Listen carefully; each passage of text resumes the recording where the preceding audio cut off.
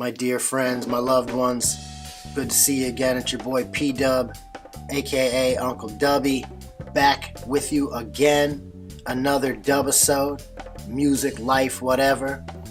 An odyssey even, because you're not going to believe that I survived this one. Here's my story. When I was 10 years old, I got lost in New York City for about, 12 to 18 hours. And here's how it happened. When I was growing up, I went to this British-style boarding school in North Jersey. It was a total Harry Potter scene.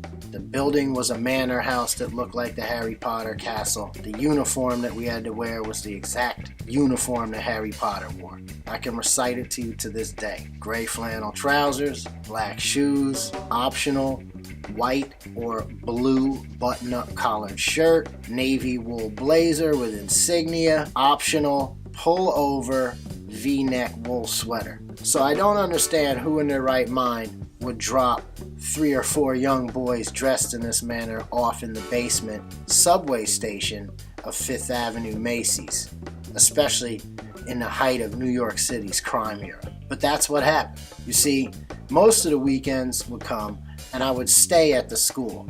When the weekends would come, you had the option of staying at the school and doing activities or going home. Most of the weekends I would stay, but at what was called month's end, the last weekend of every month, everyone had to go home. It was mandatory. So most times I would go home with a friend. In this case, I was going home with my friend Robbie. Now, a friend that I recently connected with reminded me that he was with us on this incident, but I didn't remember this. But here's what happened.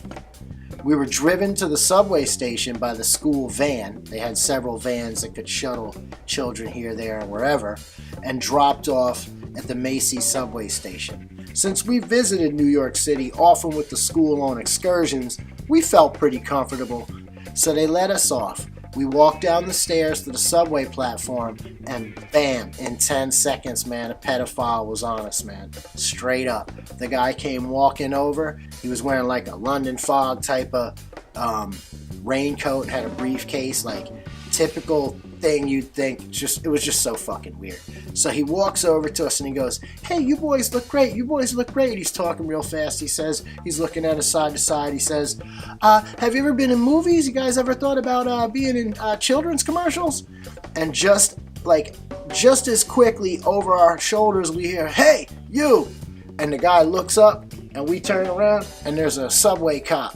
And the guy turns and runs off. And as the subway cop runs past us chasing this dude, he yells at us, "You fuckers stay there!" Now, if there's one thing I learned in the household I grew up in, is when a cop tells you stay there, you don't stay there. So I looked at the boys and said, "Run!" And we turned around and bolted back up the subway stairs, back up to the sidewalk, which is in front of Macy's. And we ran 3/4 of the way around the building. By the time we got all the way around the building, now here comes the cop. He figured out that what we had done, and I guess took the one way and caught us on the short path and says, "Next time a cop tells you don't move, don't move!" He yells at us. And I was like, well, whatever, I guess we're caught. So he took us downstairs and radioed everything in. And I really don't remember details, but the long and short of it was we were put back on the subway unsupervised by the cop, who then radioed ahead to X amount station. He told us, stay on the train. The ultimate destination was Long Island, which is fucking far from Manhattan. He puts us on the subway and I guess told us what station to get off at and radioed ahead to other cops that were at that next station. But we rode that subway alone for many stations. And then we would look out occasionally after such and such and see a cop on the platform. And then maybe 30, 40 minutes later, I don't know how long it was. It was a really long time, man. We'd see cops on the platform again. We never got off the train again. I don't think we had to change trains. I don't remember that, but ultimately we got out to Long Island at about dusk, man. It was about sundown, and there was a cop car sitting there. So, and then the Long Island station looked more like a New Jersey train station. It wasn't underground. So we get out of the train station, The cops tell us, they wave us over. We go get in the cop car with them.